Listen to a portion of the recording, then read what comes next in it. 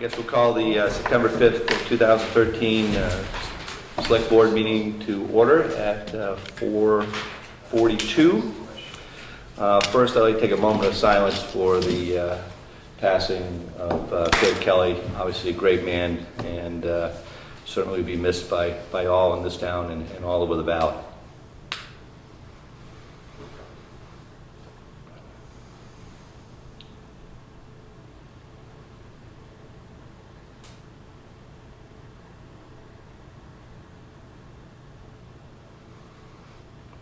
Thank you very much. First on the agenda is approval of the Selectmen's minutes, August 22nd, 2013. Can I take a motion on that? So moved. Second. Any discussion on those minutes? Hearing none, all those in favor of approving the minutes of August, September 22nd? Aye. Aye. Sorry. And the signing of the non-public meeting minutes, August 22nd, B, C, and D.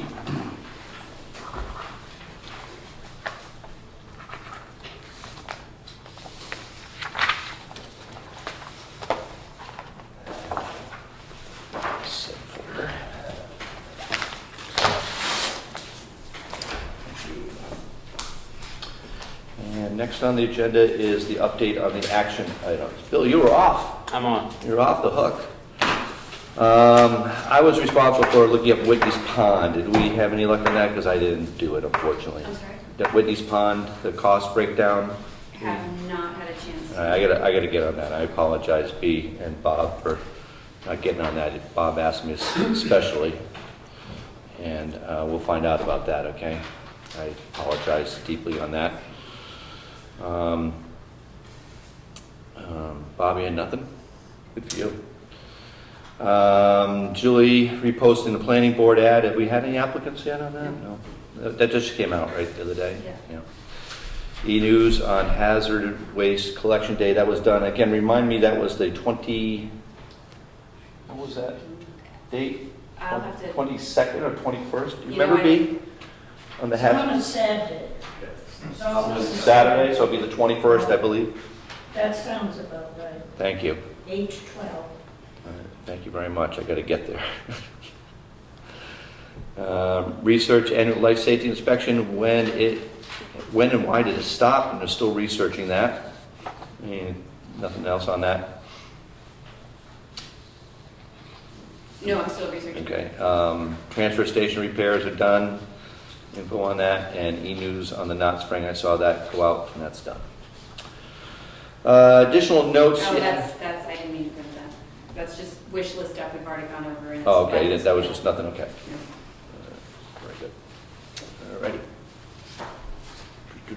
Public comment, please. Anybody? Public comments? None? All right. Police report.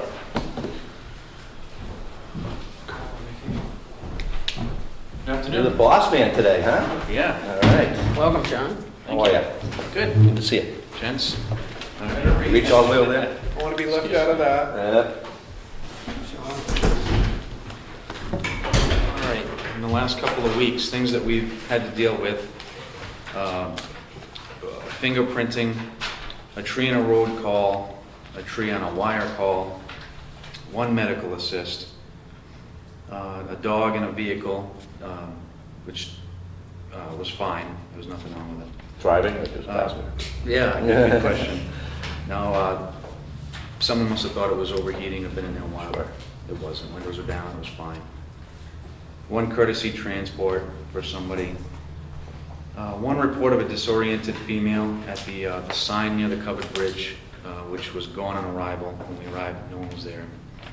One found property report. One motor vehicle complaint on a Coleman truck. That's still being investigated. The one assist Bartlett PD with a motor vehicle accident. One theft report, a painting, I believe, was taken out of the Historic Society building.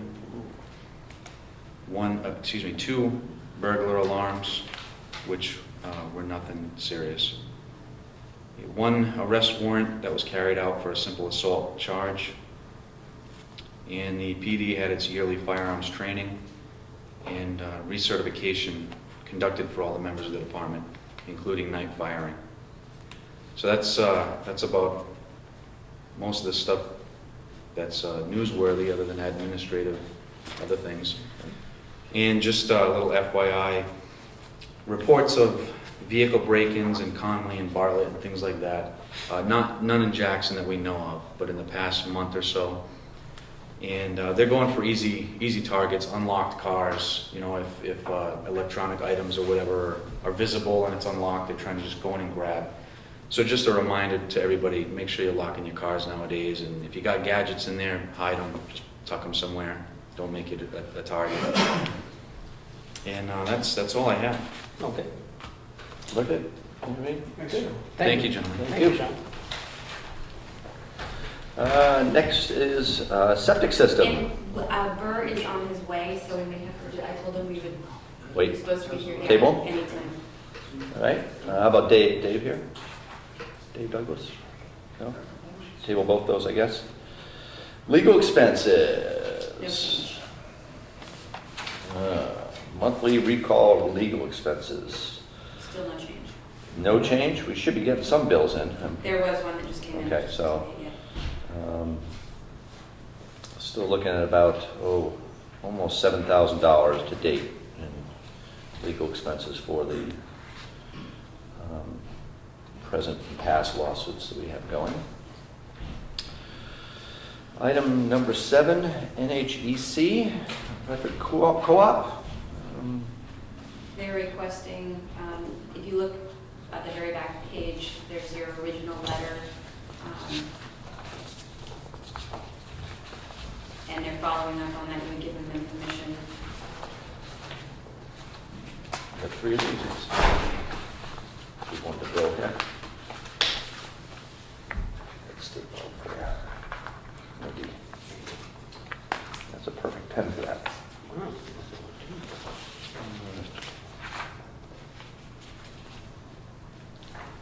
Jay, any input on this, or? Oh, this is the one we already approved way back when? Right. Okay. Yep, Thornhill, yep. So this was done back in November 2012. And now they're moving ahead with So we just need our signatures it. on that again? Yeah. All right, So what, we want to sign one of them and not all of them? I think we just have this green one.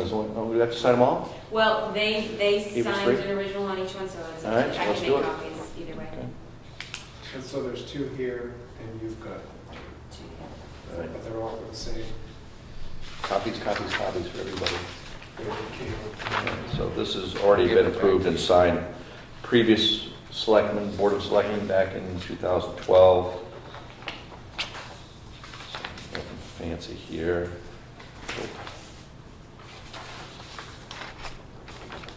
I signed that. No, you signed that one, went the wrong way. Sorry about that.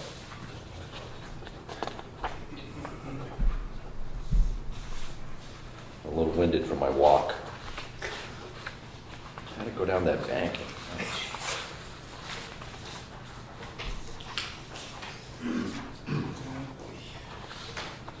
go. That one's all done.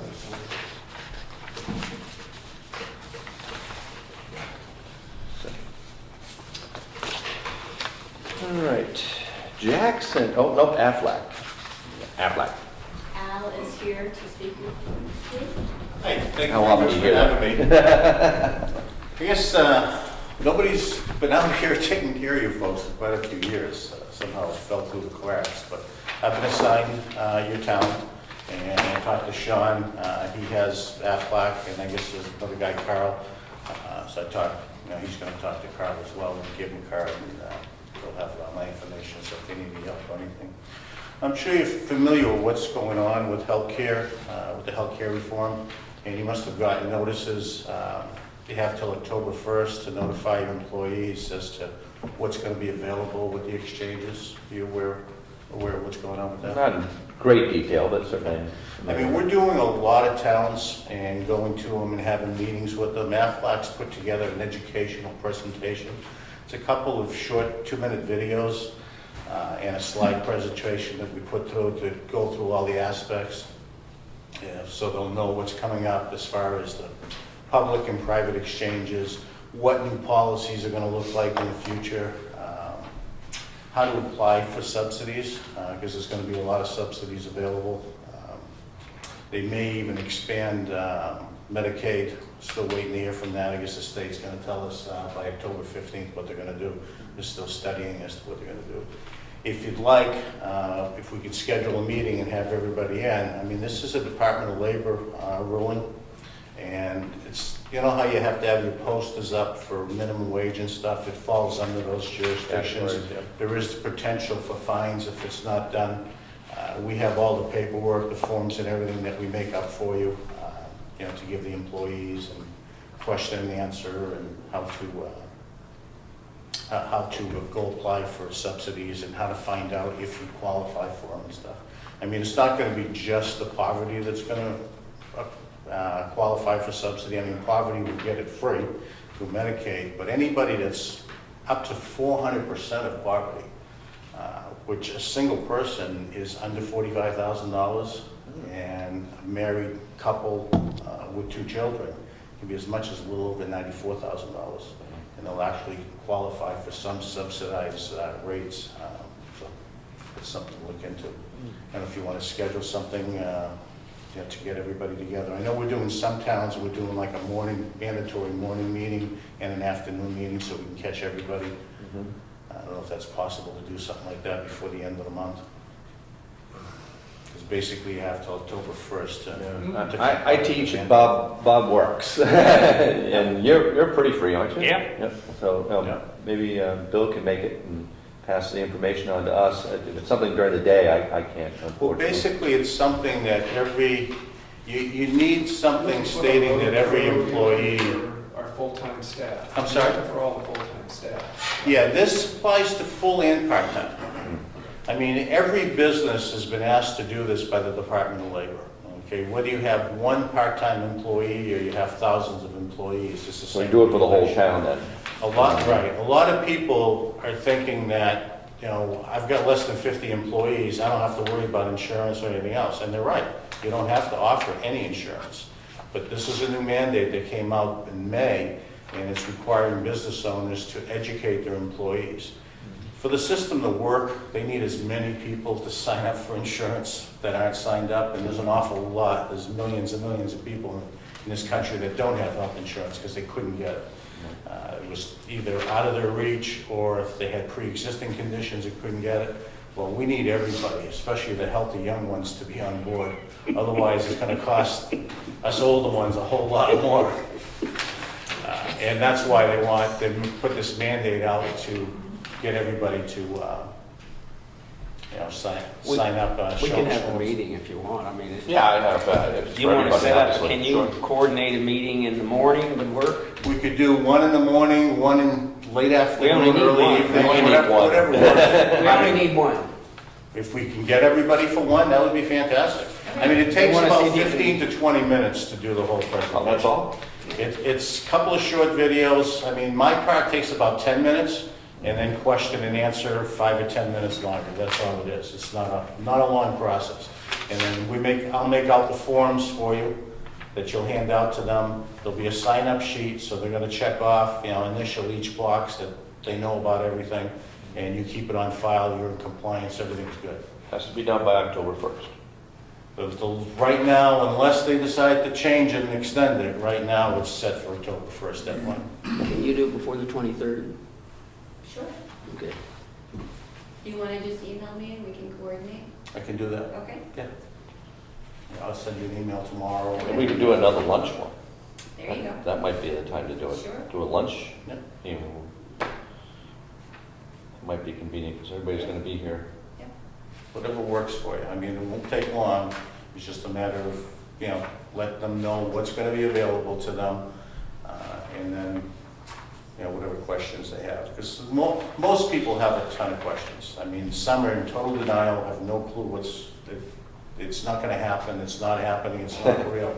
Unfortunately, it is going to happen. They are making changes almost on a daily basis, but the minor tweaks. I mean, the basic structure is there and it's going to stay. All right? Thank you very much. Thanks, Al. Thank you. All Right, yeah. See what we can do, Julie, about that. That's great. I like the idea of the lunch thing. I might pan out. Number 9 on the agenda, the Jackson Public Library Fund request.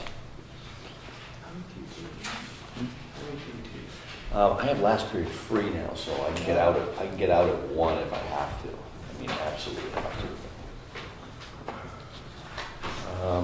Jackson Public Library is requesting the second half of their 2013 approved utilities payment in the amount of $5,176. Thank you for your attention. Regards to the Houlihan Library Treasurer. I put the first agreement with Yep, so. that so you can see.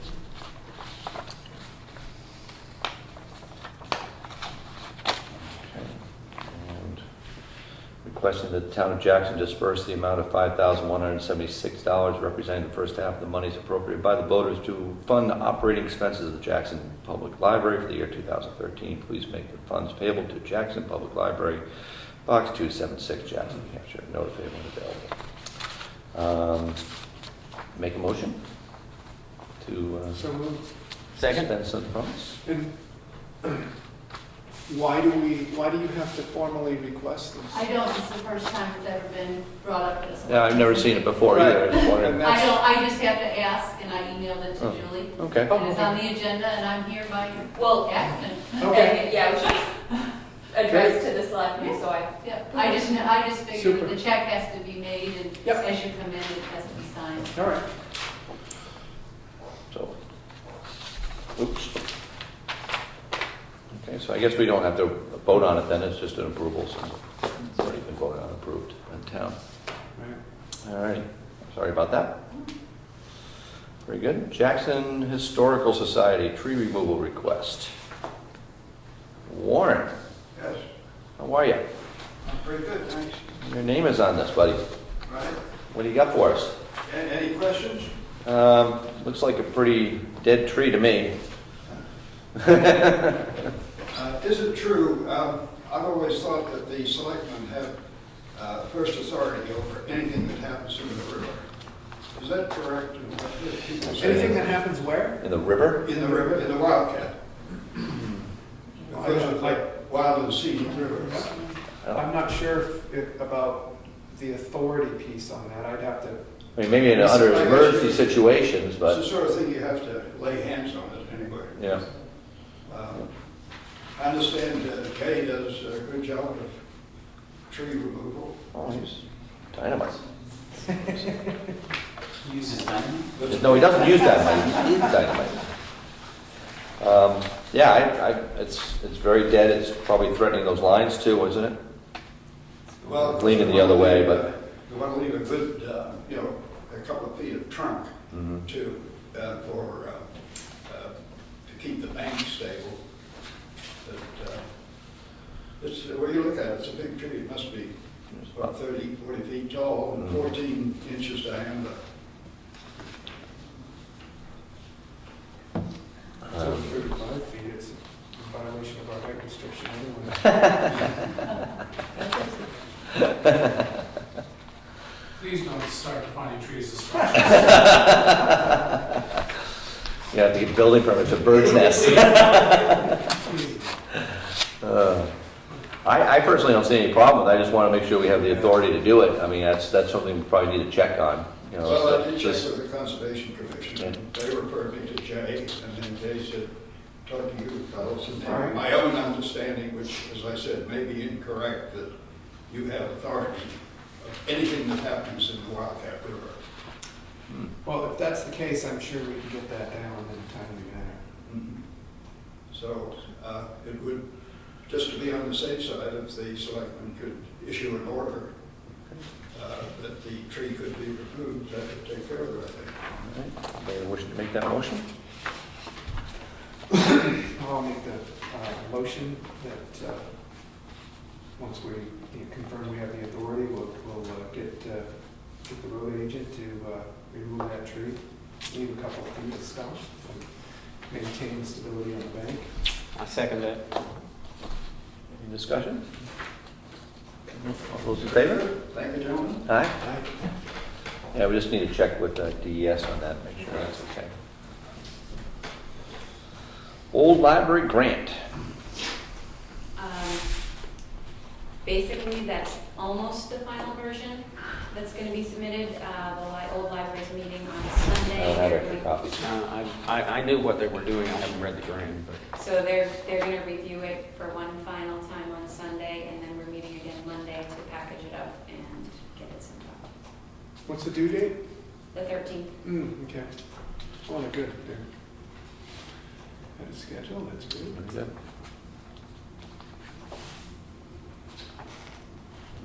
And who went to that class with you?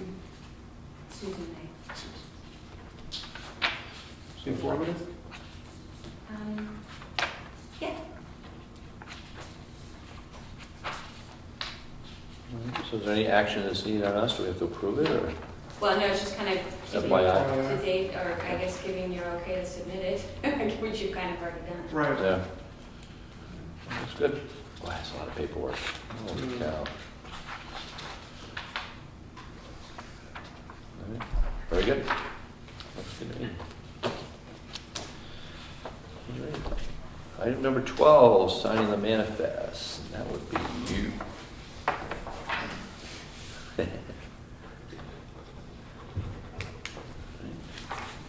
That one. We get that one.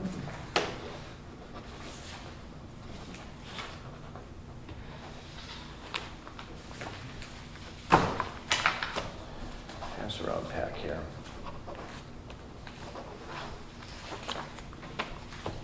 Those are just the back ones. One more for you. All right, any new business on the table? Anybody, anything to put on the agenda for moving on? Did we have any new business? We got a lot of old business, but not new business. Right. Okay. All right, moving on to old business. First up is the knotweed. That was a nice letter, by the way. Burr is just coming in, so I don't know if you want to Oh, sneak in. Burr's here? Yeah, he's just walking in. All right, we'll take Burr then, before we get into the knotweed. Come on in, Burr.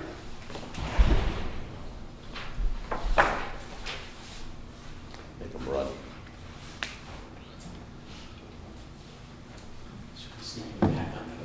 You're up, don't even think about sitting down. Don't even think about sitting down. Get up here.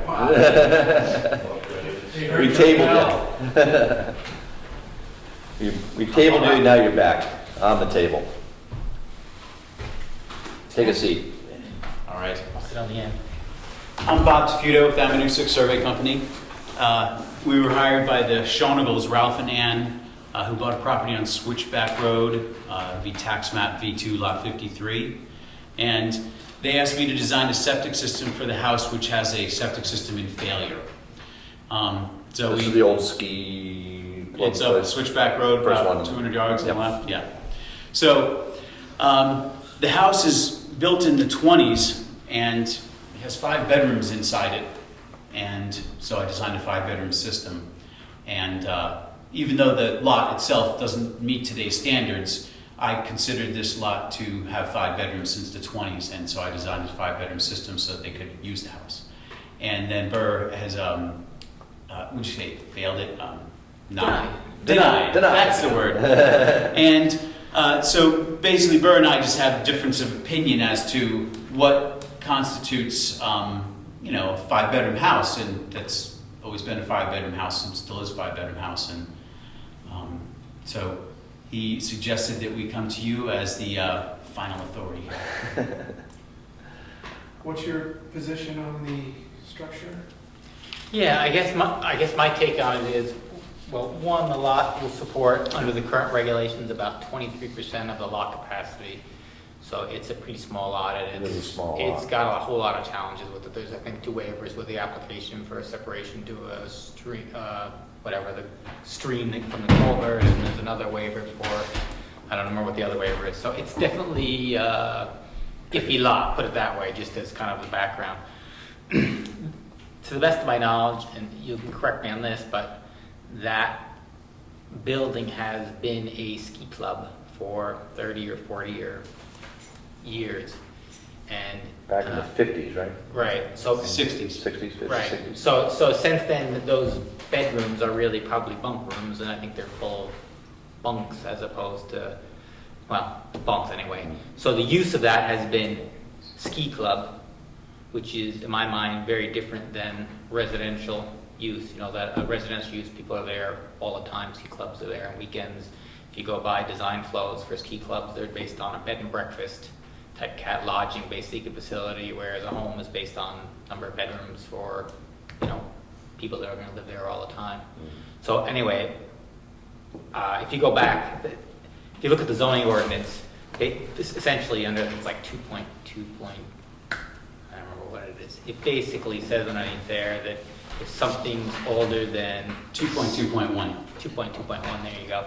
It basically, I use that as guidance. It's not 100% applicable here, but it basically says if you discontinue a use for 6 years, then you've sort of lost your rights to that use.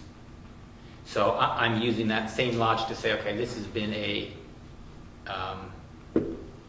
ski club for 30 or 40 years, since prior to the state subdivision regulations, prior to zoning regulations, that my opinion is that any grandfathering was lost because of the number of years that have gone by since then. I would say I also called the state about it to ask what their take on it was, and their opinion was that they would not consider that. I mean, they would not grandfather the 5 bedrooms of the house. That when you change that use, they would require you to meet the current, you know, lot capacity requirements for it. I mean, I personally was involved with another system in North Conway, and they did exactly the same thing, where they said, no way, you can't take the grandfathering from it. So it would be consistent with it. So that's where I'm coming from. Maybe I'm not. Maybe there's a different town has a different take on it, but that was how I certainly wasn't comfortable approving the system. So. All right, so Counterpoint? yes, if this was a 3-bedroom house that a ski club bought and put 20 bedrooms in, and you know, you read the letters in the file, they had 64 bunks in there, and they overused it. The septic system probably failed in the 70s and has just been dumping water into the brook behind it all this time. So their use of it was beyond what the septic system was made for, and they did nothing about it, ever. Now these new people have bought it, and they're not a ski club. They're just buying the house that has 5 bedrooms and has had 5 bedrooms since 1922. My point is that when you look in the Jackson regulations, there is no use under residential and it's saying ski club. It's residential. That's what it is. Your own tax sheet says that it's residential and then it has 5 bedrooms. And there's one from 2005 and one from 2013 that I brought. And so we're seeing that it's been considered residential all this time. I just interrupt for a second there. Under zoning for residential use, there are permitted uses. Single-family residences, farms, customary occupations, and then under village district, the permitted use is lodging houses. So I would say... Are you saying we're in the village district here? Yeah, we're in the, I assume we're in the rural residential district there. But, right, oh, I guess what I'm saying is the uses are not, it's not just residential use. There's the use of lodging house, motel, hotels, municipal, whatnot. Right. So that's why I'm saying the use changed from. But this was not a lodge that you could drive up to. It was not a business that you could drive up to and rent a room for a night.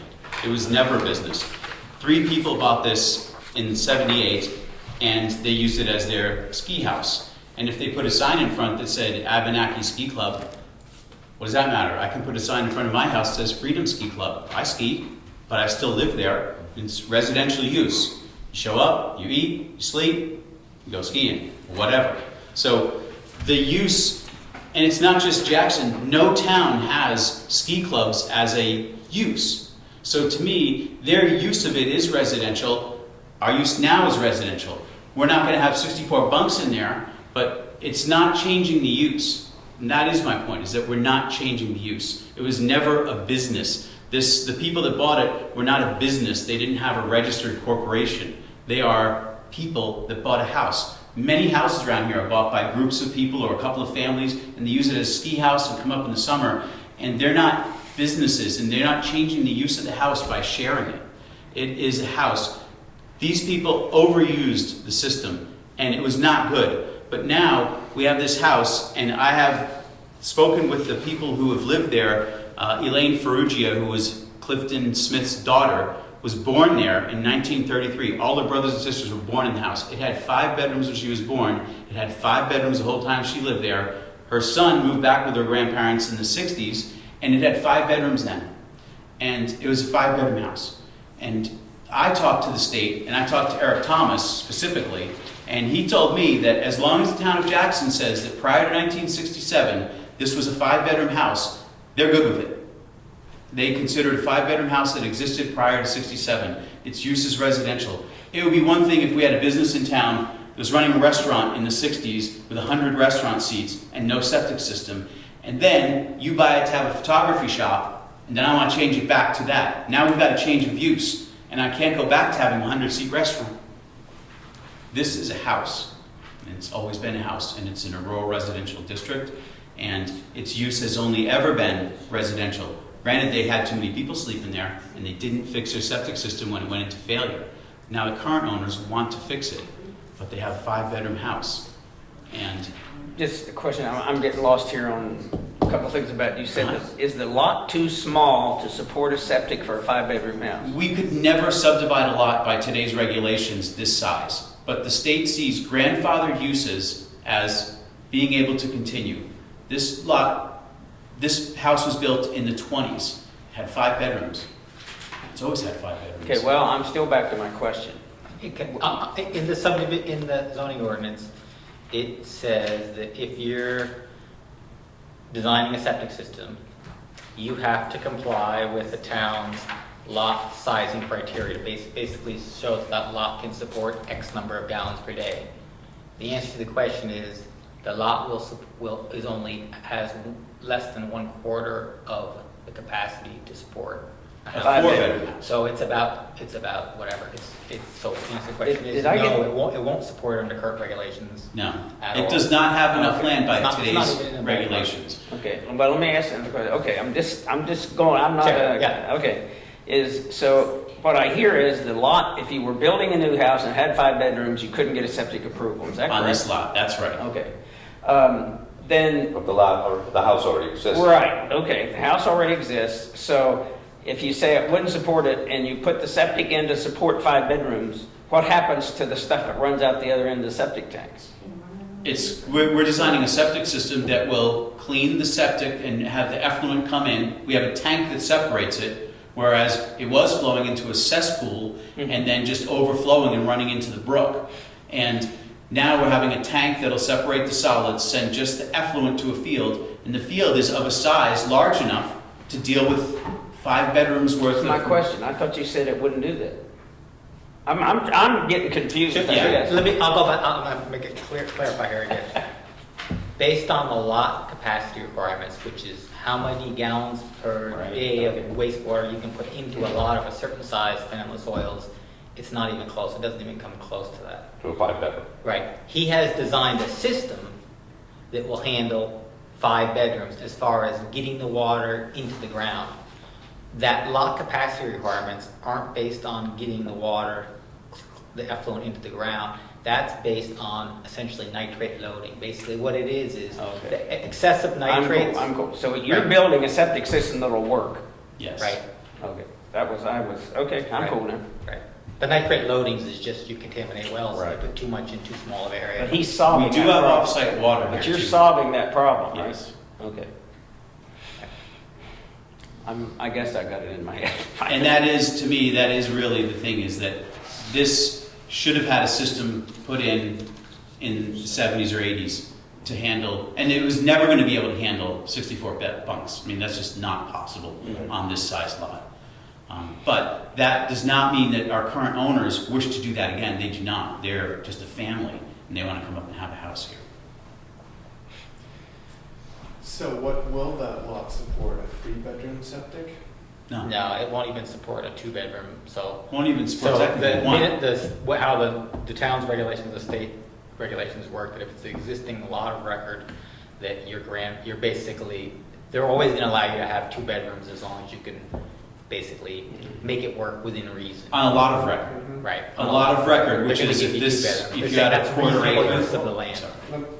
Say again, I'm sorry. One at a time. They're basically just saying that if you can't meet the density requirements, the lot capacity requirements, they'll give you 2 bedrooms, and they say that's a reasonable use of the land. That's not taking away your use of the land. So 2 bedrooms is reasonable. So that's how we've fallen back to 2 bedrooms, saying it won't support it, but we'll give them the 2 because it is essentially a lot of record. That's what we're.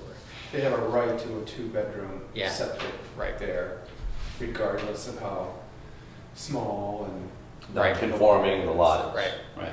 And so what are the design standards for ski lodges versus homes?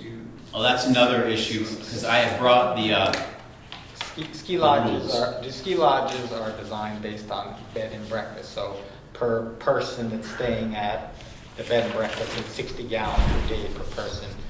And That's the- homes, which is what his is designed based on, is based on the number of bedrooms, which is 150 gallons per day per bedroom. So that's I mean, the logic behind that is there's typically so many people in a house based on the number of bedrooms. So that's how they're sort of. So that's a how they're 5-bedroom estimating would the site. be 700, you're saying, for the 5-bedroom? 750. Would be 750? Yes. And how are the ski lodges in Bartlett zoned, or how are they considered to be? In Private residences? Bartlett. Yeah. I'm not sure. I'm not sure. we've done 2 septic systems for ski lodges, one in Conway and one in Bartlett. And there is no zoning in any of the surrounding towns that says ski clubs are a different thing. They go by a number of bedrooms. Also, if you have off-site water, they go by flow. So the state actually has no rule on ski lodges or ski clubs. And so what they say, because I called them too, and since it doesn't say it in it, they're saying if your anticipated use is greater than the number of bedrooms that you've got, then you should adjust your flow rates accordingly, and you can use what they're using for bed and breakfasts or lodges. But it's not written anywhere about ski lodges or ski clubs. You look like you want to weigh in. So, on the building code end of things, and fire and life safety, Burr is correct, the state does look at these things as lodging and rooming homes. So, I mean, that's, but I think I agree with Burr. This, to me, is a change of use. They've gone from, a ski lodge, a lodging and rooming establishment to, a single-family home. What's the Yeah. statute of limitations on that change of use? Like you said, it was 6 years and then it doesn't affect anymore? I mean, it was a ski club so long ago. Right. I mean, it kind of, I would think it was. But I hear ski club and ski lodge, what is it?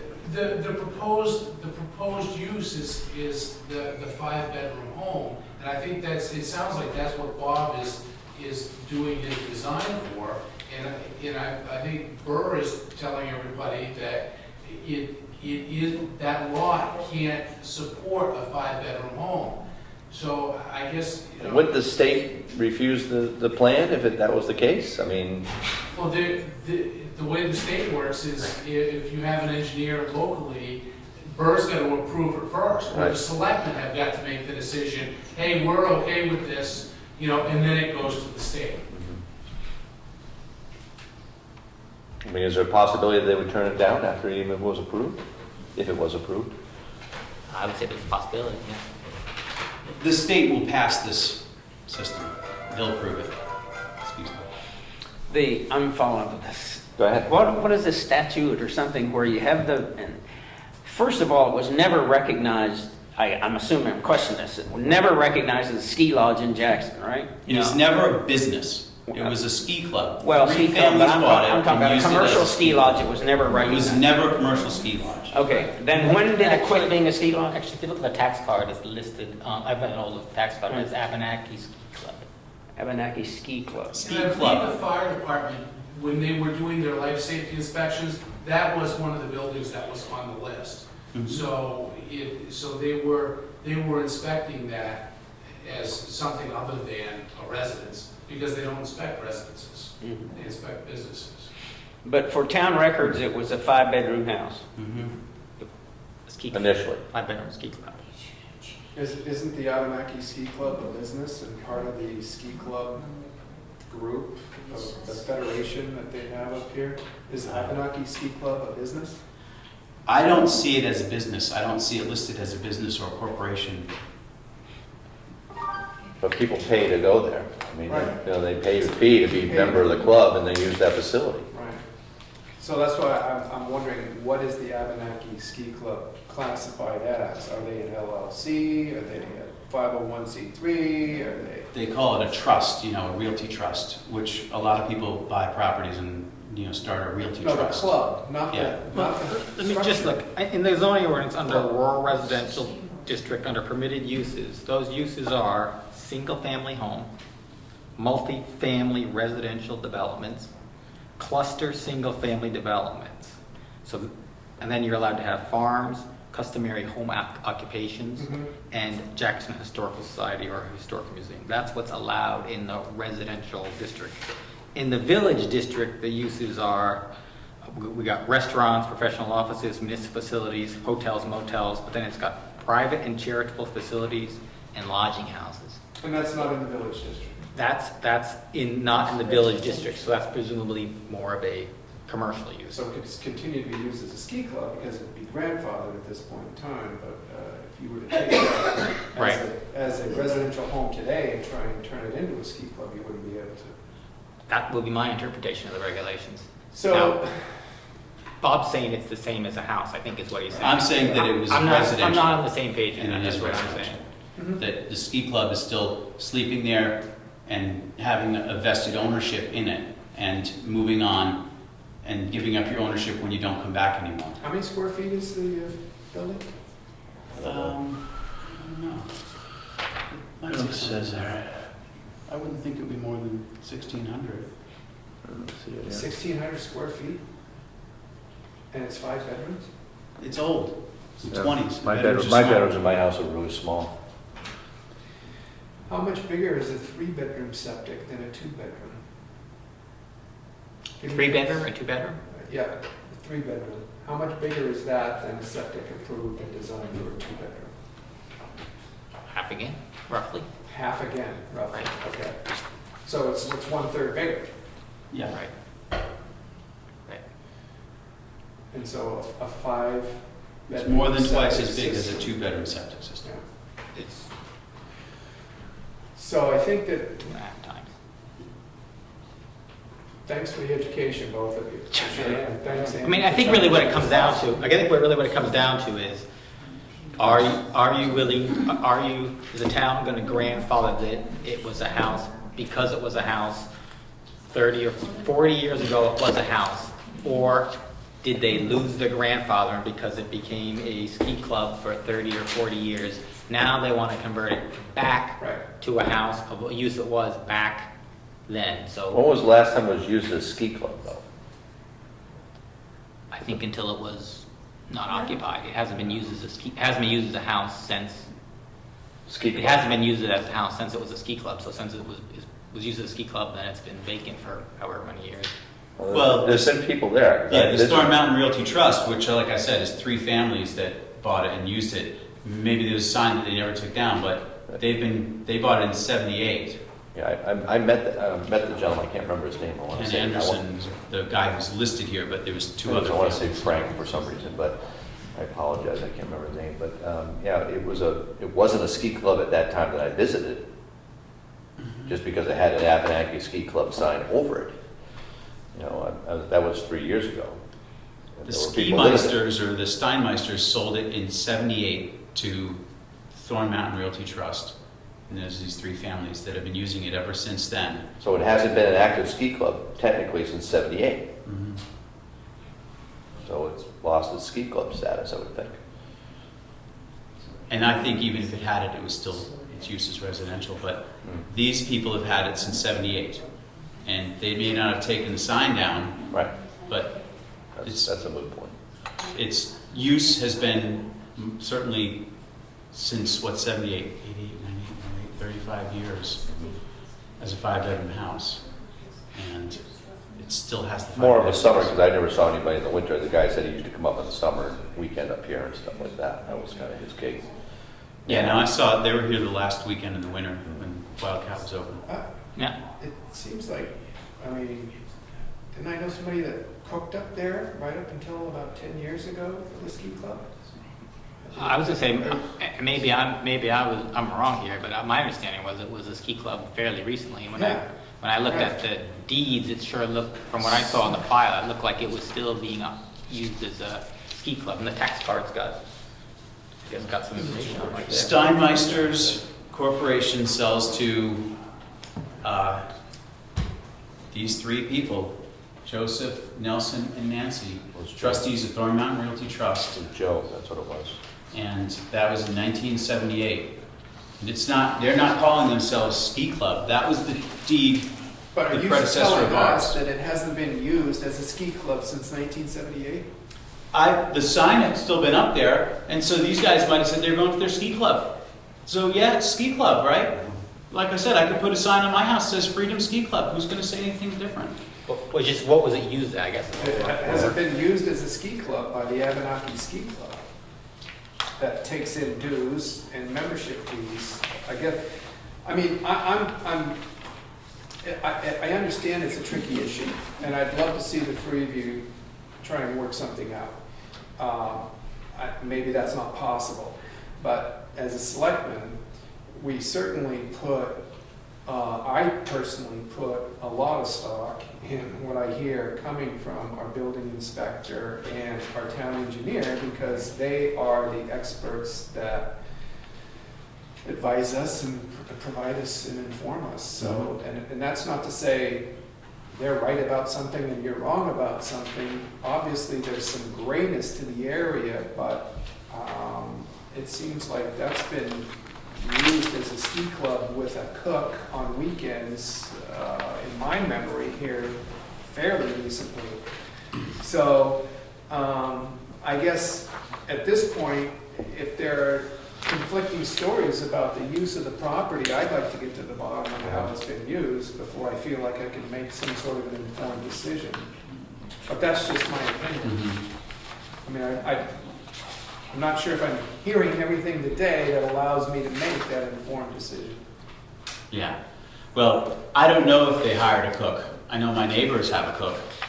But I don't know if they hired a cook or, at what point are they a business? I don't believe that they are a business. Well, if somebody's gonna hire a cook and pay him with a paycheck that says Abenaki Ski Club, that really clarifies things to me. And I guess that's beside the point. My point is that the use of a ski club is residential. But the state needs something from us to say that it hasn't been used as a ski club since '78. No, the state asked me to get something from you that said that prior to '67, this was a 5-bedroom house. Oh, okay. All right. Well, I And that's what, the woman that I spoke with, Elaine, her son, who lived in the house in the early 60s and late 50s, he said he'd be happy to sign an affidavit and send it to you if it would help the matter. 1,600 square foot building.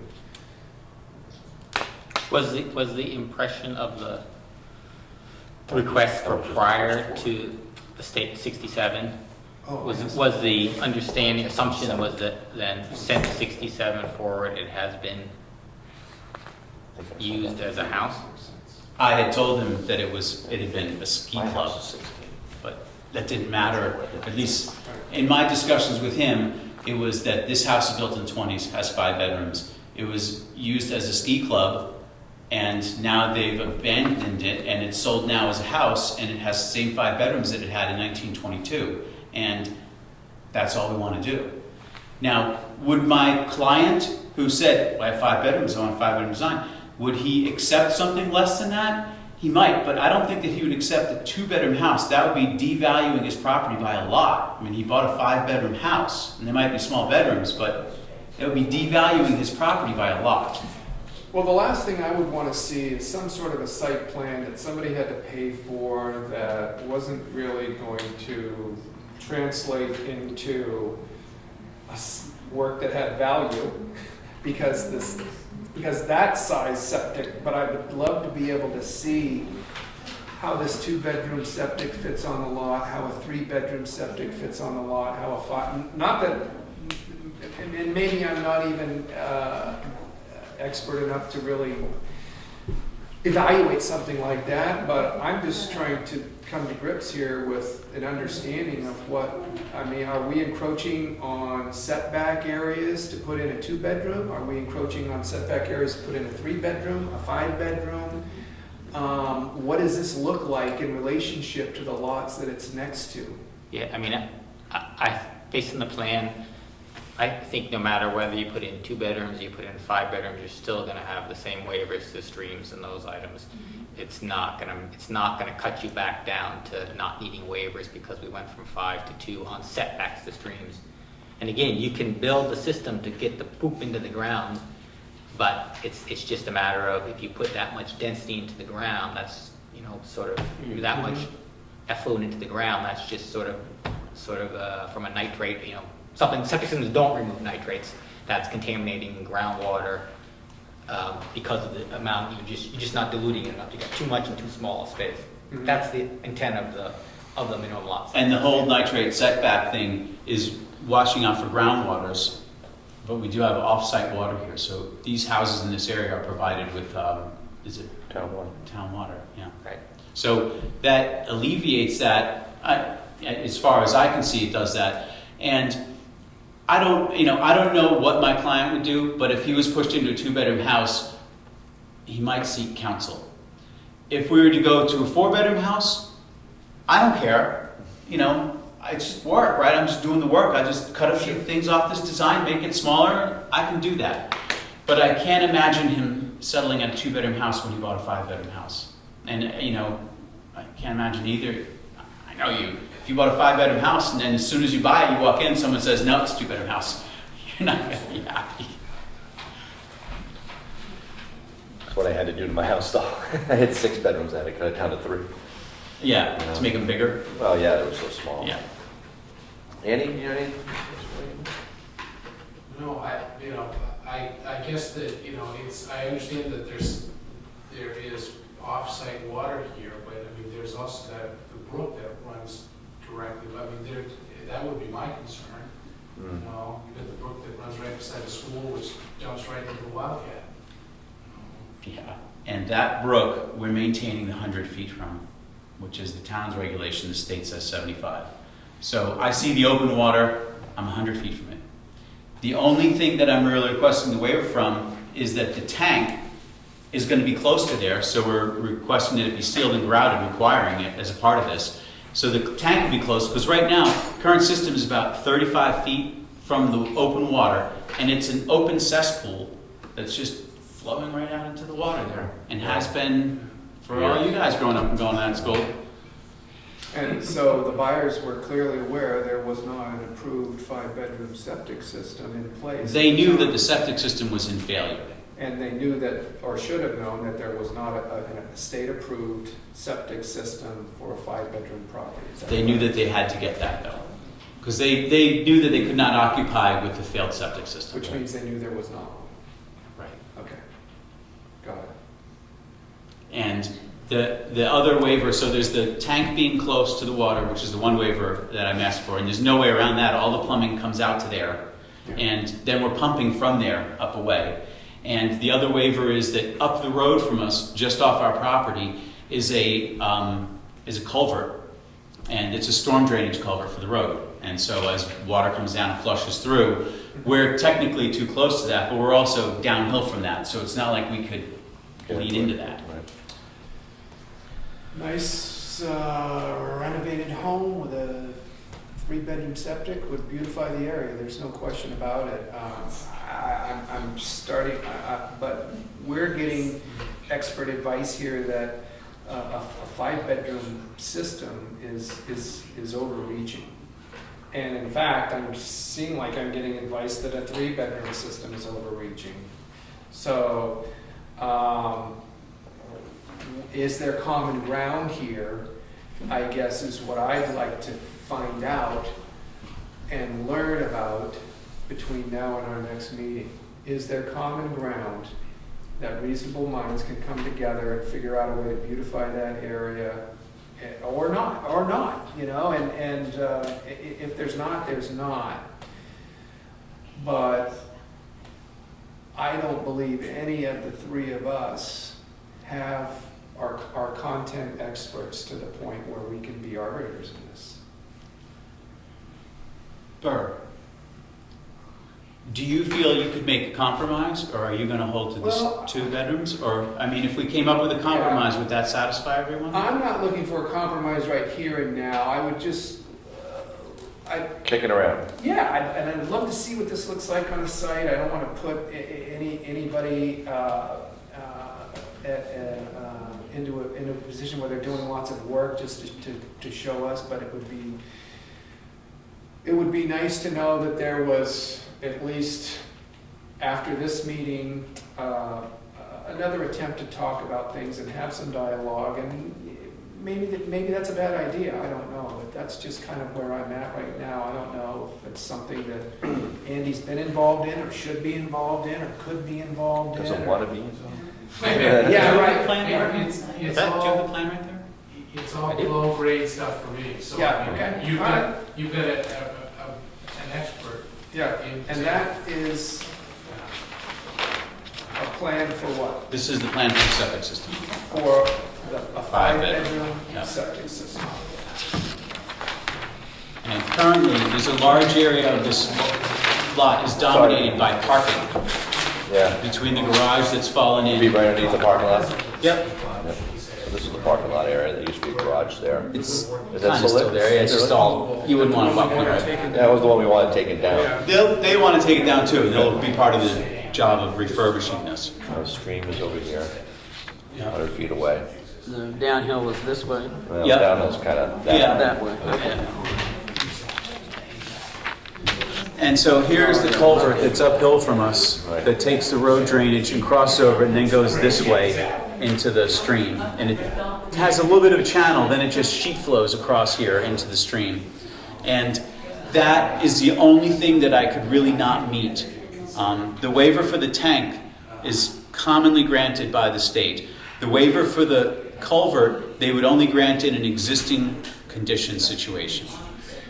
How big is the lot total? 7/10 of an acre, I think. And- Less than 0.45. 5/10. Less than Mine's half? 7. Okay. And so you're looking at, 30 feet. two-bedroom would be about a third of that, and a three-bedroom would be about two-thirds of that? Roughly.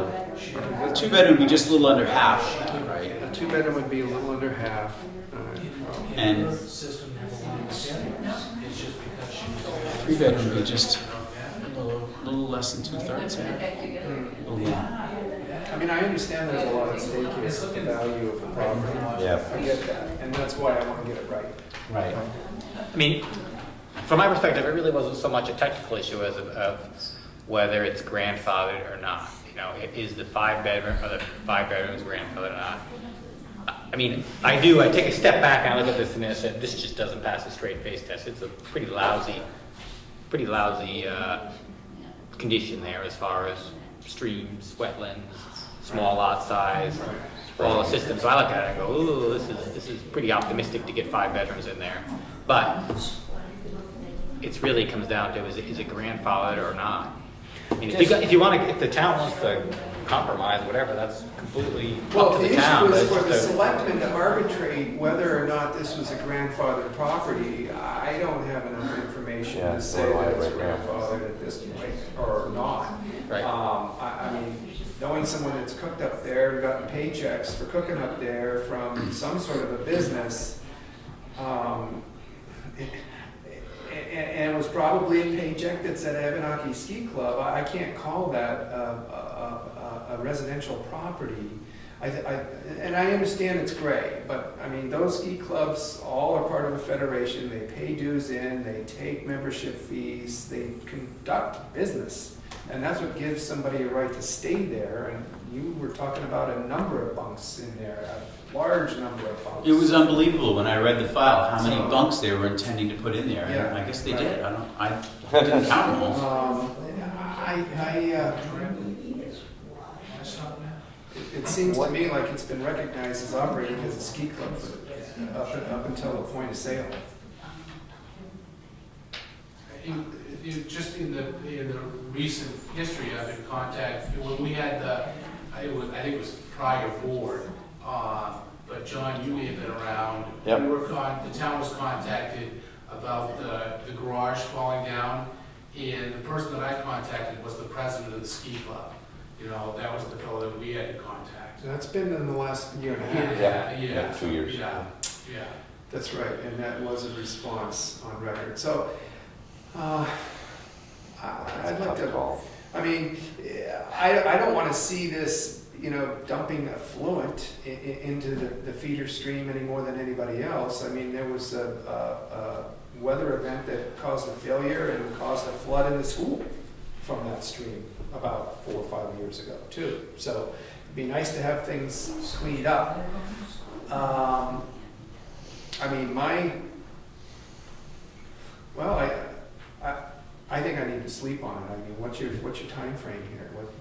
I'd like to take this up again next meeting, knowing that you two have had a conversation and discussed what was brought to light here at this meeting, and find out if there's any common ground or compromise points that can be identified. Is that possible? Is that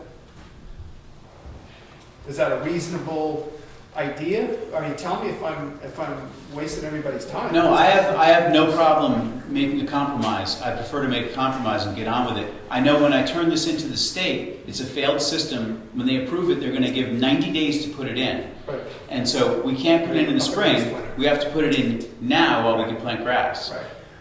And so the owners have you're here representing the owners, and they're fine with a 3-bedroom. I believe that they would be okay with a 3-bedroom. I don't believe they'd be okay with a 2-bedroom. Okay. You have to say that in the camera. No.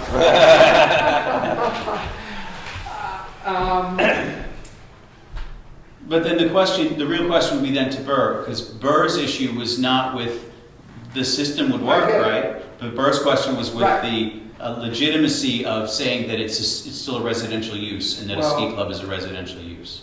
In my mind, at the point of sale, it was still being used as a ski club, because we have letters on file as of recently, within the last year and a half, about that barn, and we have responses, and we received those responses from the president of the ski club, and so that's a smoking gun. In my mind, so I can't sit here and say, oh yeah, this has been residential right through the decades, knowing that. So that's why I'm trying to find a way, clean this up, so the next time there's a weather event, effluent won't flow into the school basement. Find a reasonable way for people to find value in their 2,600 square foot property, but I'm not sure I would call a 5-bedroom septic reasonable. That's just, you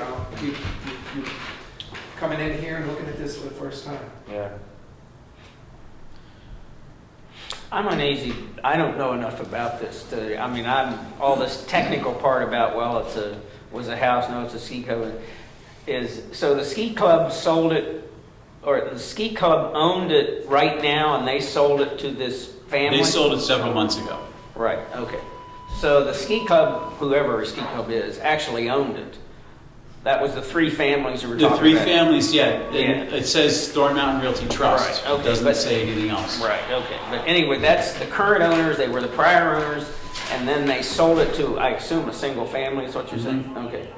So, okay, I don't have any knowledge of how to resolve this, to tell you the truth. I mean, I don't feel like my scepter has the knowledge to sit up here and say, yes, it's good, it's bad. I need somebody to help me out, so. Well, Burr, if I redo this to a 3-bedroom system and talk with my clients, would you be okay about stamping that and sending it? Yeah, I mean, my only hesitation there is, I have no justification to do that. I mean, it's a reasonable compromise to work out between a couple of people, but I have no justification for it. So the next person that comes along and says, you know, our regulations say this, the zoning says this, You're talking but about precedent. it's not reasonable, so let's just compromise on it, walk away. I don't know if that's a good thing to be doing or not. I mean, I think it makes sense. I think the You know, grandfathering It makes issue, sense, I I think we need just to figure don't out. want to set us up for something later on. But if you want to go 3 bedrooms, I don't have personally have any issue with it. I just don't want to, you know, be sort of Hanging pulling out. regulations out of the air, making I up hear a you. regulation out of the air when my job really is to follow Follow what the that. zoning ordinance says. And that's our job too. Well, and I'm wondering if we could consider something like that because it is a relatively gray area. Andy? So the selectmen in Burr and myself, we're tasked with following the letter of the ordinance. Right. We can't deviate from that at all. You guys have to apply the letter of the law. So if this is denied, the board, in my opinion, that handles this is the ZBA. Right, that's what I was just. So if you guys say, you know, this seems reasonable, but it's something that we can't interpret the ordinance, we have to apply it, the literal wording of the ordinance, then it's denied. The ZBA can take a look at this. Bob can make a very eloquent, argument for, for why it should be granted, and then the ZBA can decide. And they are not a precedent-setting board. That's right. So they could decide that it could be a 15-bedroom house, but it doesn't affect anybody else, down the road for Burr, or for you guys. Because essentially, you guys would be changing ordinance. Right, and we can't do that.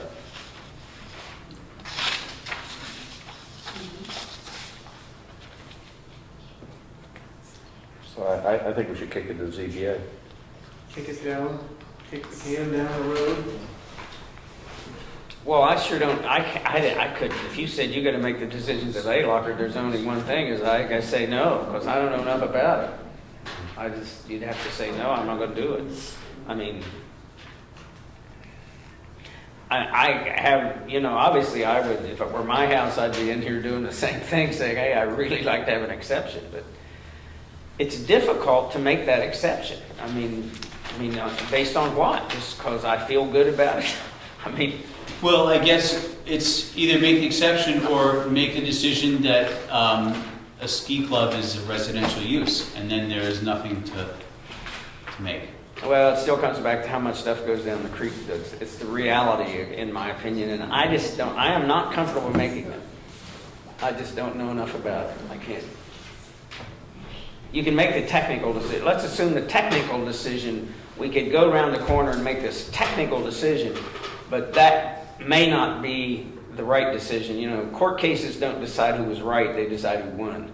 And this thing doesn't decide who's right. If we said, okay, we can do it, maybe some court is going to decide who is right, or I don't know. But I'm not comfortable just making that decision. I think there's got to be some way.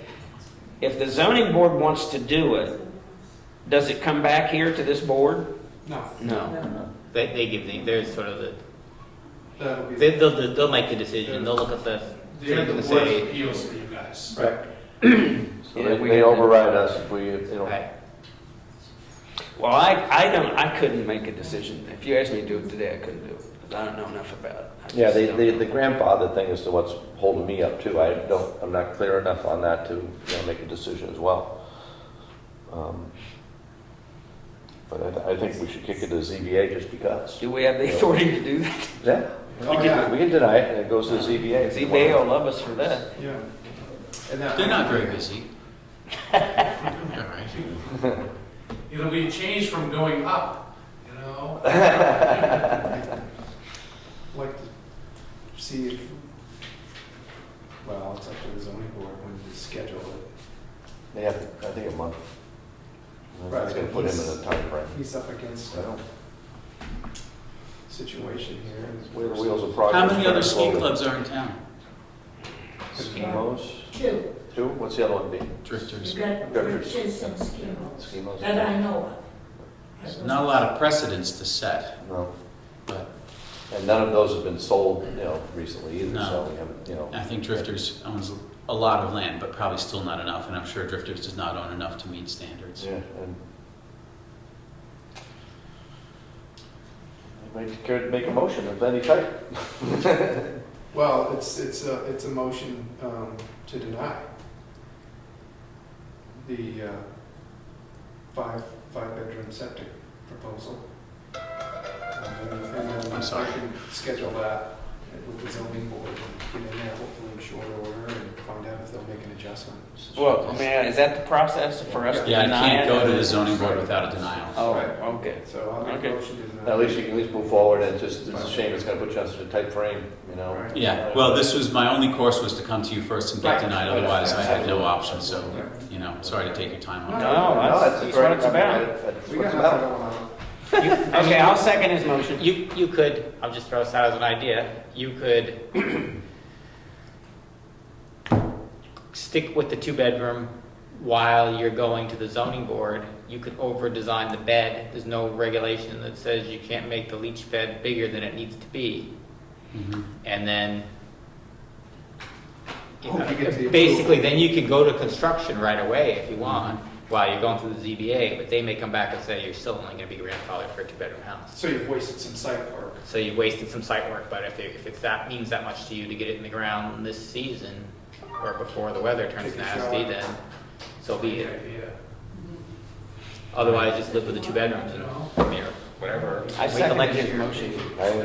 We're still discussing, any more discussion? All No, those in beat this favor? one to death. Aye. Okay. All right, thanks, gentlemen, both. No problem. Thank you. Always fun to talk to you. Good luck. Thank you very much. Thank you very much. All right, take care. Yeah, Hey, you too. Bert, Thanks, Bert. do you need to say anything about the thorn survey one? Yes, the thorn survey, Dave Douglas. Comment on that one at all? Oh, their denial, oh, Uh, yeah, sure, write a denial. There, I don't think there's anything needed on this. I sent this letter up to them. Oh, I I've sent a don't, lot of these letters off to them and they come back and fix it. And I've talked to them about it and they're, no action needed on it. See you, Bob. no, they didn't realize the wetland flags were out there, so they, funny how that works, huh? All right, so Thank that's you. good. All right, on to old business. Thanks, Bert. Thank you, Bert. Thank you. Not me. Now it's the exciting part. Well, Julie That was put just out kind the of an letters. update. That was really the update. Prescott Toll's gonna be here Saturday morning at 7 a.m. and Looks the like a only good day. response we got, yeah, it's dry, was from Karen Amato, Temple. Did not want knotweed. She's got a very small clump on Thorn Hill, and then she's got some more on Temple Drive that's back from the road. And those won't be sprayed. And then Lisa did too, but her house isn't, she did a complaint, but her house isn't being sprayed near anyway, so. Right, so that was the only homeowner, or landowner, I should say, that had knotweed on the roadside right of way that expressed to us that they did not want sprayed. And the committee recommended to the board that anybody that gave that kind of response, that we wouldn't spray in front of it. And then the area set aside for the mechanical removal, non-chemical method was way up on Carter Notch Road. And so that's where we're at. It was in the e-news that if you wanted to get sprayed, if you weren't on part of the selected. Yep. I own property at the top of Flint Road, and the homeowner closer to Route 16 than me has terrible knotweed that really affects your vision coming down. When Marty Sweeney comes down in an escalator, and I've cut it back, but then I've been told you have to cut it back and bag it and you can't leave it. So I was wondering if there was a price, if I could get that homeowner to agree to have you spray when they're here this weekend, because it's eventually going to come up Right. on my house too, Right. I'm Well, sure. we have the contact information, and Julie forwarded, probably got responses for what, at least 6, 7 people? something like that, that are trying to have Prescott spray on their property. And so, and he's planning on being here from 7 a.m. till dark. I think he might even be arranging to spray Norman Head's property over in Bartlett. So probably fits you into the schedule, but you probably want to contact So him. he's the one who we would touch base with to Yeah. get the pricing? That's right. Okay. That's right. And I think that some of those people were just kind of Yeah. interested in knowing how much it was going Yeah, to is cost. it before 200, they- is it a, you know? Some of those people were going to have him spray no matter what the cost. Yeah, Some of them were a little bit curious, and so you can get the contact information. from Julie, okay. You Oh, know, you just email that to me? Okay. yeah. I would act on it tomorrow, though. Yeah, get on it. Anything else on not? No. All right, No good. more. No more.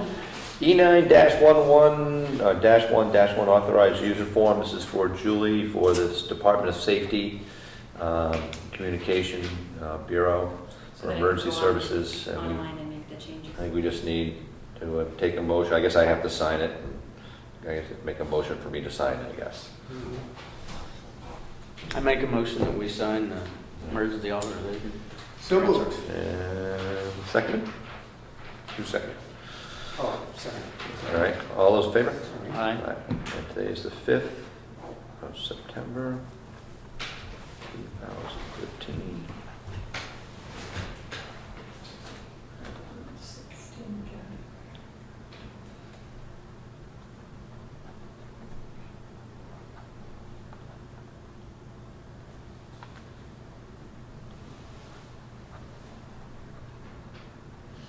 Done. All right, transfer station repairs.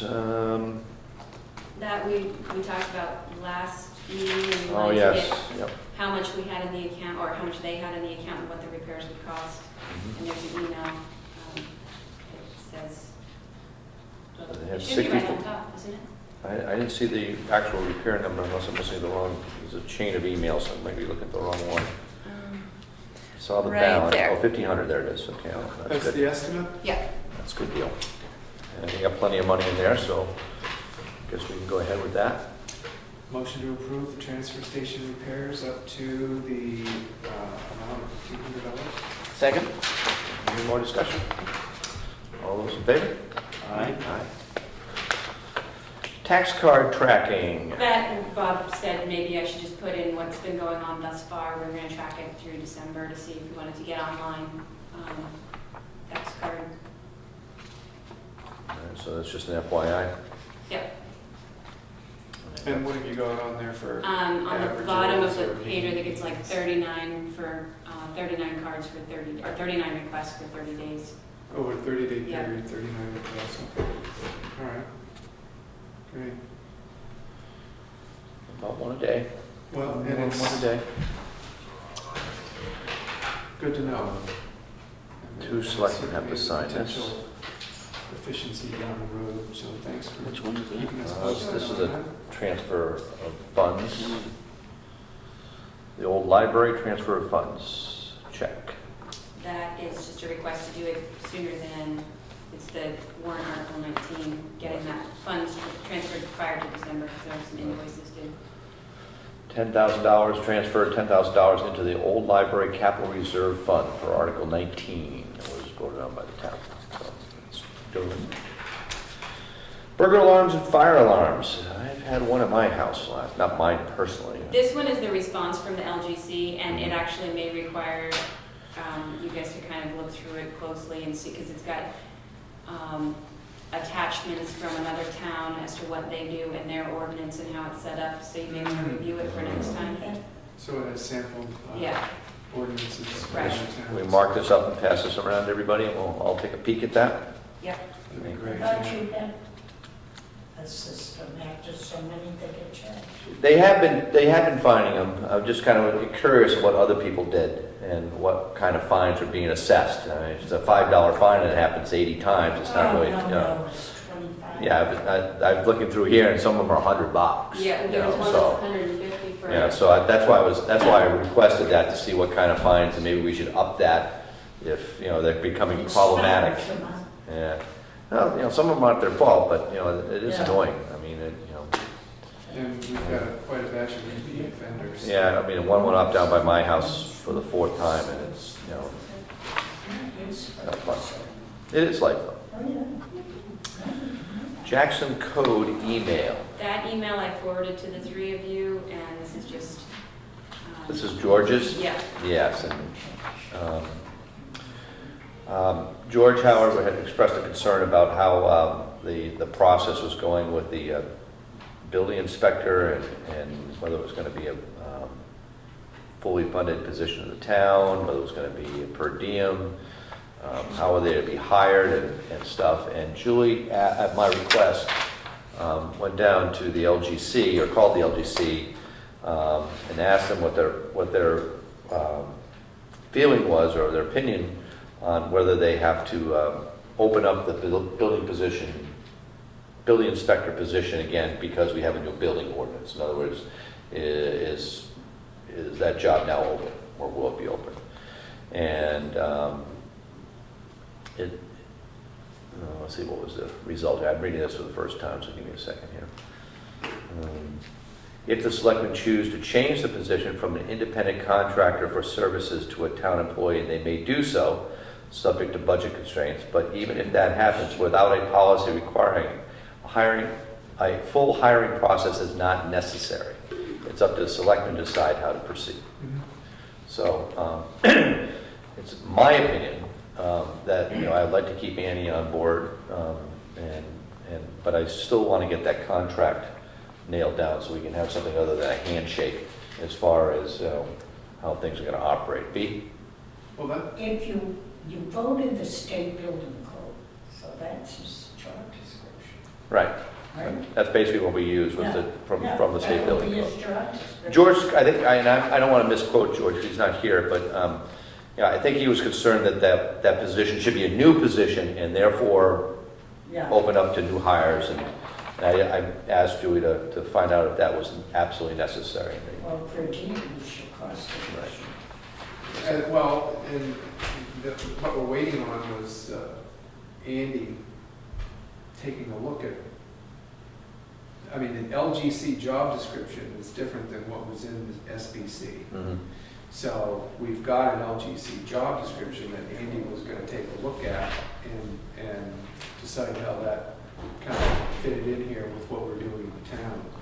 And at that point, once he had done his work, we were going to schedule another session, right? Is that Right. where we were with that? I think that's- so. I think that once we get that from Andy, the whole thing can come together in short order, and I think we can make great progress with another work session. Route 16 guardrail, FYI. Let's see. Lorraine Slitter, is how you pronounce that? I need to notify that I will begin work replacing the substandard guardrail and drainage along Route 16 in your town between the Bartlett Town Line and Pinkham's Grant beginning 9/16. So this is a company that obviously has been hired by the state to run the project, so it's just an FYI that they're going to be around. Probably will be some flagmen out there to make sure everything's safe, I would imagine, so beware if you're passing down there. Let's see, property liability trust, item I. And I have a J too, just. Oh, you have a J, okay. Town of Jackson, property liability trust, what's this, Julie? You have to give them the authority, or write down power of attorney so they can continue providing services for us. Say it again, I'm sorry, what's that? I think that what they're saying is that you have to write down that, it's either, I think that we give either, I don't know who we're putting down, whether ourselves, but you have to give permission so that they can continue to provide services for us. Okay. Is there a form? Yeah. Just a- Oh, okay. And is that supposed to be my name, or you? That's why I wasn't sure. Excuse me. No. Elected official.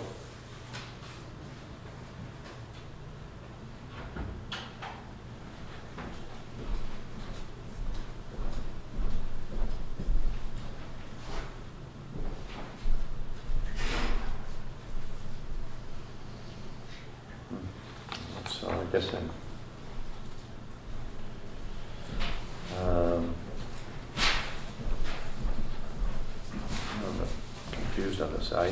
guess we just put my name there? Put Jackson's, Representative Jackson Selectmen? I'm confused on it myself. Is that what they want? Yeah, So I'm- sure. Just Yeah, my name? that would be a name. Strange. I don't remember doing this before. All right, what's your J? Looks like there's a Did you have to ZBA sign- going on right there, right? Do you have to sign the back? Back. Yeah. With Bird and Andy. Uh-oh.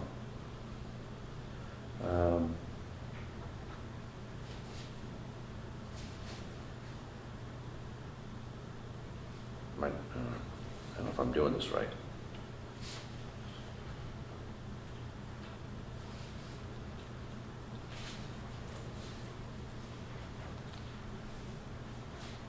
I don't know, 9/5/2000.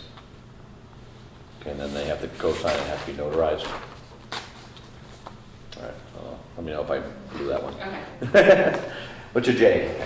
Well, we need to get a hiring process solidified here for administrative assistant position. And, you know, when we hired the town office administrator, we went through the hiring committee and everything else. I really don't know that we need to go to that one for that. Right. But I think there should be a selectman involved, and I think that we should all entertain the notion of, you know, reviewing the packets like we did last time, and just wanted to give your sense on how this should move forward.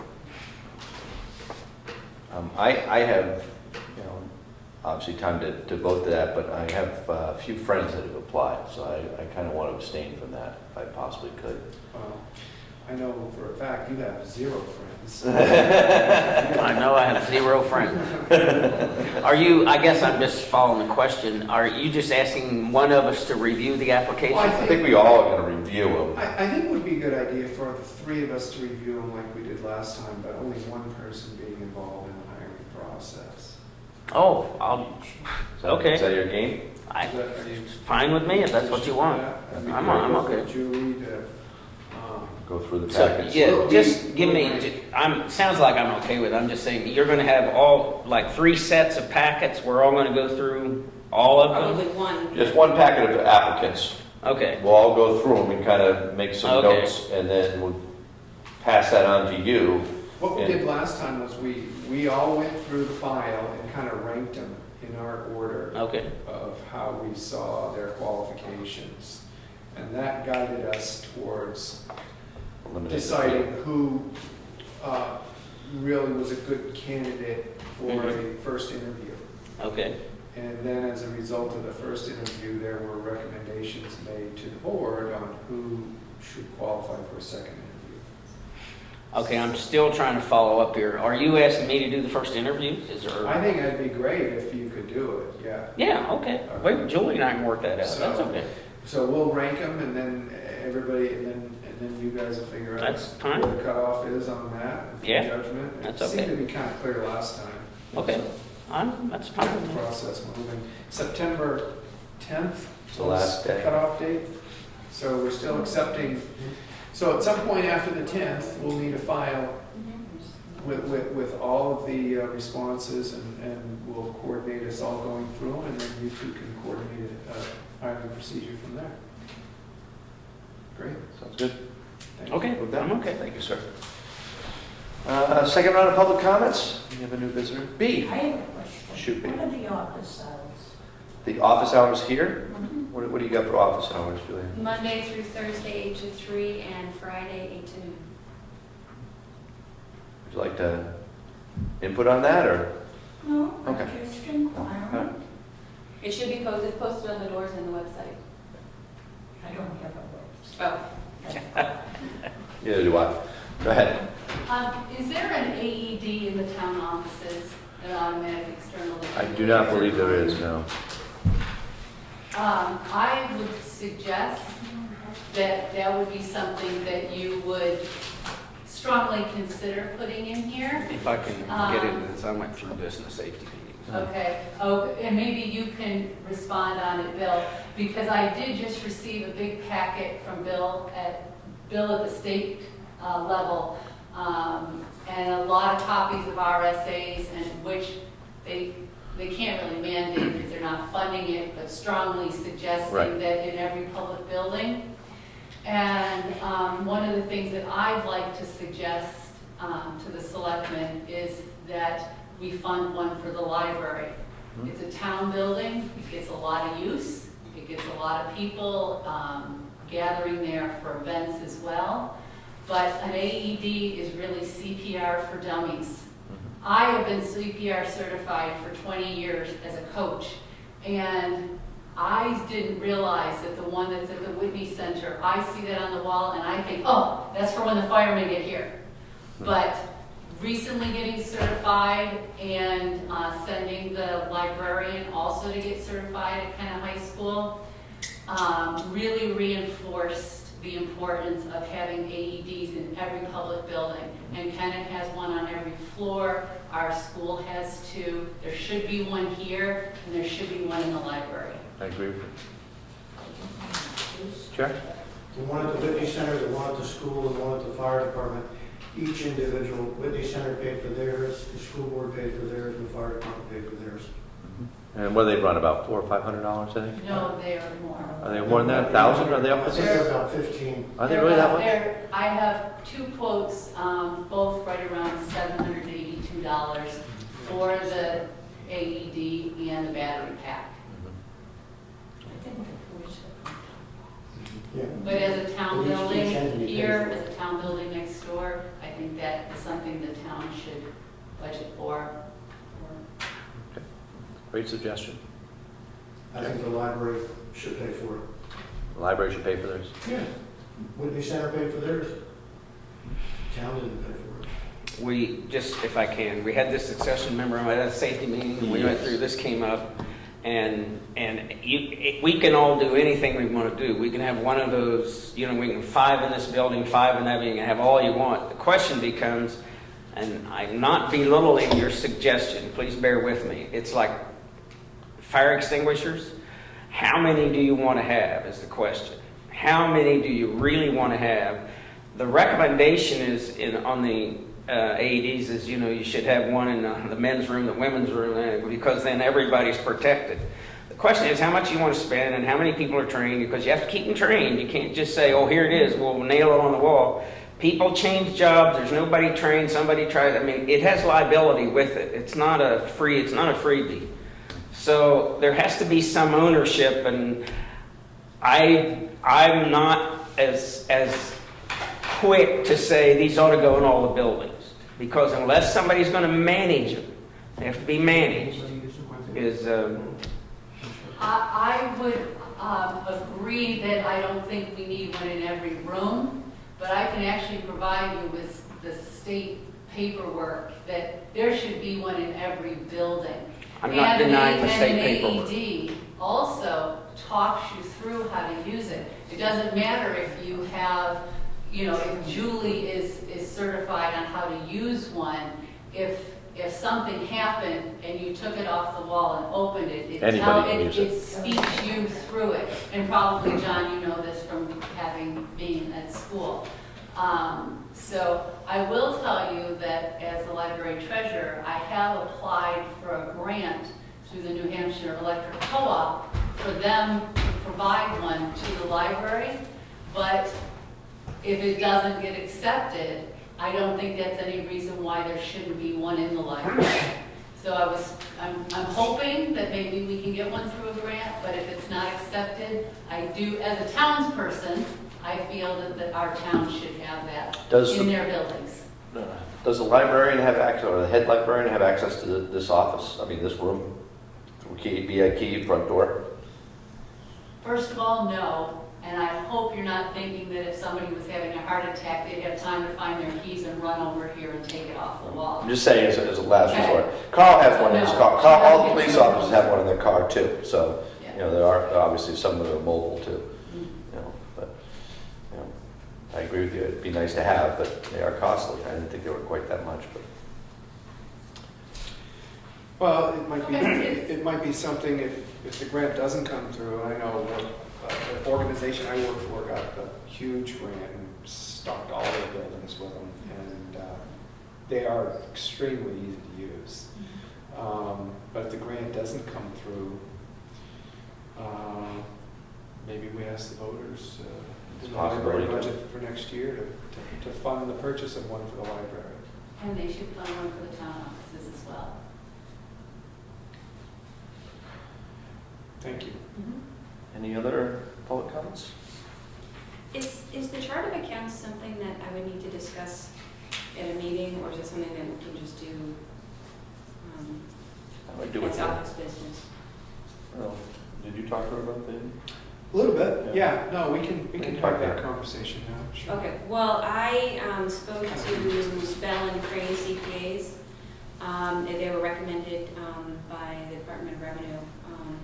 And they have, they basically said that if you guys okay it in October, we could start kind of cleaning up the chart of accounts a bit. There are some things that, they're not wrong, but they're not necessarily set up correctly, and so I'd really like to take advantage of their services and move forward with that. How much money were you looking at here? Well, I mean, basically I would provide them a list of the old chart of accounts and then a suggested chart of accounts that I would send them, and they could just tweak it as they see fit. And it would be $75 an hour per year. So any kind of estimate how many hours that would be, or? Let's say 5 to 10 or something like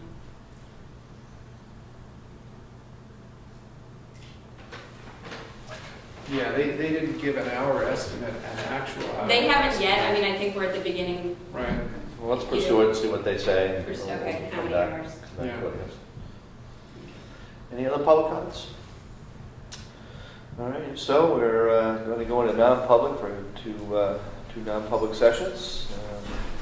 RSA 91-A:2A, and for both of those. Thanks for coming, everyone. Thank you. Need a motion to move into non-public? So moved. Second? All those in favor? All right. Aye.